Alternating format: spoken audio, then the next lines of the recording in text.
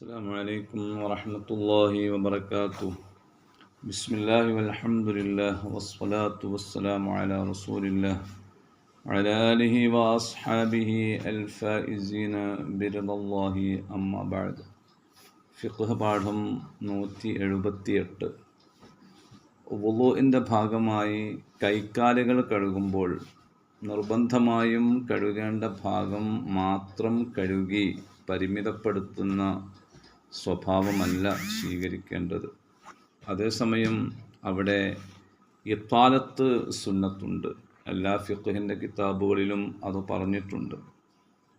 കൈ കഴുകുമ്പോൾ ഇത്താലത്ത് എന്ന് പറയുന്നത് നിർബന്ധമായും കഴുകേണ്ട ഭാഗം അഥവാ മുട്ട് ഉൾപ്പെടെയുള്ള ഭാഗം കഴുകിയതിന് ശേഷം അതിനു പുറമെ തോളം കൈയിൽ നിന്നുള്ള അല്പഭാഗമെങ്കിലും കഴുകണം.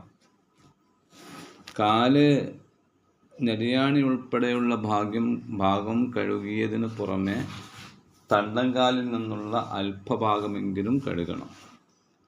എന്നാൽ ആ സുന്നത്ത് പരിപൂർണമായും എടുക്കാൻ ഉദ്ദേശിക്കുന്ന ആളുകൾ വവായത്തുഹു ഇസ്തിയാബുൽ അദുദി വസ്സാഖി, കൈ കഴുകുമ്പോൾ തോളം കൈ മുഴുവനായും കഴുകുകയും കാൽ കഴുകുമ്പോൾ തണ്ടൻകാൽ മുഴുവനായും കഴുകി അഥവാ കാലിൻ്റെ മുട്ടുവരെ കഴുകുന്ന രീതിയിൽ ആ രീതിയാണ് സ്വീകരിക്കേണ്ടത്. അതാണ് പരിപൂർണമായ രീതി.